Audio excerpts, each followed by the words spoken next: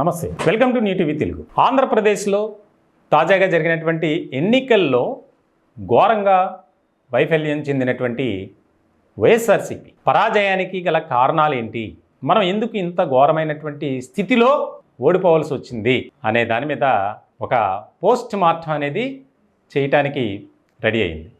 దీనికి సంబంధించి ఇప్పటికే ముఖ్యమైనటువంటి నాయకులతో పార్టీ అధినేత మాజీ ముఖ్యమంత్రి జగన్మోహన్ రెడ్డి చాలా కీలకమైనటువంటి సమావేశాలను ఏర్పాటు చేశారు. దానికి అనుగుణంగానే కొన్ని కీలకమైనటువంటి మార్పులు చేర్పులు చేయాలి పార్టీలో అనే దిశగా కూడా అడుగులు వేస్తున్నారు. ఇటువంటి క్రమంలోనే కొంతమంది అగ్రనేతలపై, ముఖ్యమైనటువంటి నాయకులపై కొంతమంది వైఎస్ఆర్సీపీ నేతలు నేరుగా మాజీ ముఖ్యమంత్రి జగన్ను కలిసి కంప్లైంట్ చేయటం అనేది ఇప్పుడు సర్వత్రా ఆసక్తికరంగా మారింది రాజకీయ వర్గాల్లో. గతంలో ఎలాంటి పరిస్థితులు ఉండేయో మనకు తెలుసు.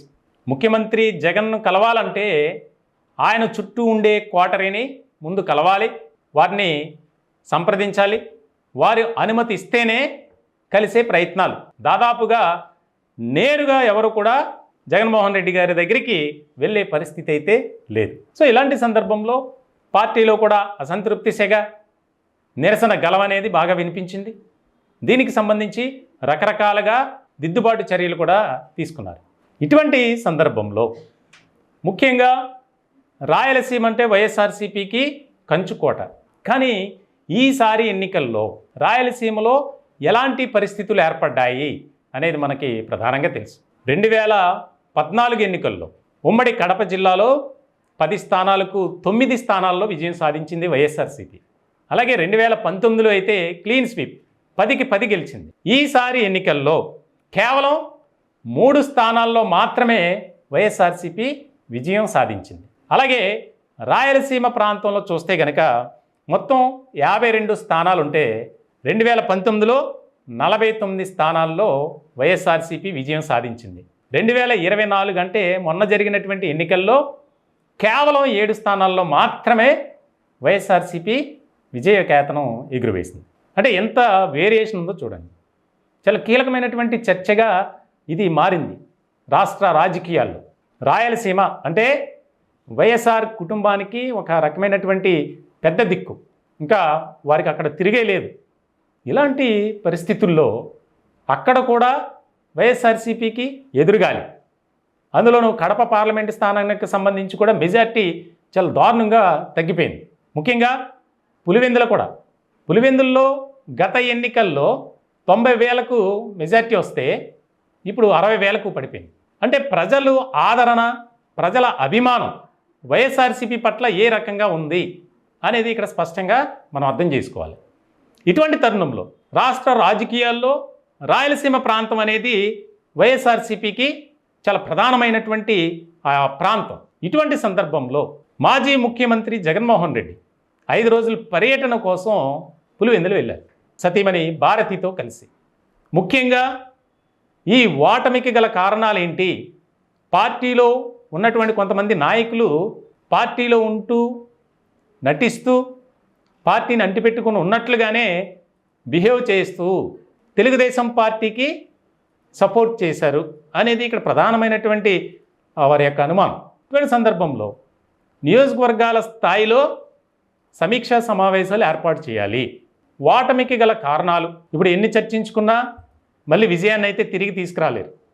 అయితే భవిష్యత్ కార్యాచరణ ఏ విధంగా చేయాలి, పార్టీ కార్యకలాపాలు కానీ పార్టీలో ఉన్నటువంటి క్యాడర్ని నిలబెట్టేందుకు, వారిని మరింత బలోపేతం చేసేందుకు ఏ రకమైనటువంటి కార్యాచరణతో ముందుకు వెళ్ళాలి, అలాగే ప్రభుత్వం తీసుకునే నిర్ణయాలు కానీ ప్రవేశపెట్టే పథకాలు కానీ చేసేటువంటి అభివృద్ధి కార్యక్రమాలు ఏవైతే ఉన్నాయో వాటన్నిటినీ మనం ప్రజలకు వివరించాలి, వాటిపై పోరాటం చేయాలి.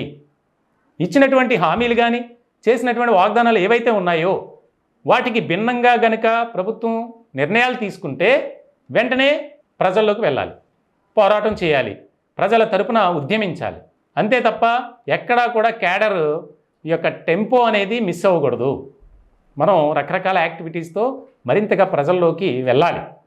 ప్రజల అభిమానాన్ని, ఆదరణను మనం మరింతగా సంపాదించుకోవాలి అనే దిశగానే జగన్మోహన్ రెడ్డి నిర్ణయం తీసుకున్నట్లు తెలుస్తుంది. ఇప్పటికే కొంతమంది పార్టీని వీడేందుకు సిద్ధమయ్యారు. ఎందుకంటే ఇప్పుడున్నటువంటి పరిస్థితుల్లో కనుక చూస్తే వైఎస్ఆర్సీపీకి ఎదురు దెబ్బ, ఆ పార్టీ అధినేతపై ముప్పేట దాడి జరుగుతుంది అనేది ప్రధానమైనటువంటి అంశంగా రాజకీయ వర్గాల్లో చర్చ జరుగుతుంది. ఇటువంటి సందర్భంలో 5 రోజుల పాటు పులివెందులలో మకాం వేసేటువంటి జగన్మోహన్ రెడ్డి ఎలాంటి నిర్ణయాలు తీసుకుంటారు? భవిష్యత్తులో ఆయన యాక్టివిటీస్ అన్నీ పులివెందుల నుంచే ఎక్కువగా జరుగుతాయి. ఇక విజయవాడలో ఉండటం, తాడేపల్లిలో ఉండటం తక్కువ, తాడేపల్లి టు పులివెందుల, ఇంకా ఆయన ఎక్కువగా అక్కడే ఉండి స్థానికంగా ఉంటూ ప్రజల్లో మమేకమవుతూ రాష్ట్ర వ్యాప్తంగా క్యాడర్ని బలోపేతం చేయాలి, అప్పుడప్పుడు విజయవాడ రావాలి తాడేపల్లికి అనే ఆలోచన కూడా ఉన్నట్లు మనకు తెలుస్తుంది. మొత్తానికి ఎవరు ఊహించినటువంటి విధంగా ఫలితాలు అయితే వచ్చాయి. దీనికి సంబంధించి గతంలో ప్రభుత్వం తీసుకున్నటువంటి నిర్ణయాలు, ముఖ్యంగా వైఎస్ఆర్సీపీ సర్కార్ ఎలాంటి నిర్ణయాలతో ప్రజలను మోసం చేసింది, అది ఆ విషయాలను కూడా మనం ప్రజలకు తెలియజేయాలి అనే దిశగా అడుగులు వేస్తున్నారు కూటమి నేతలు.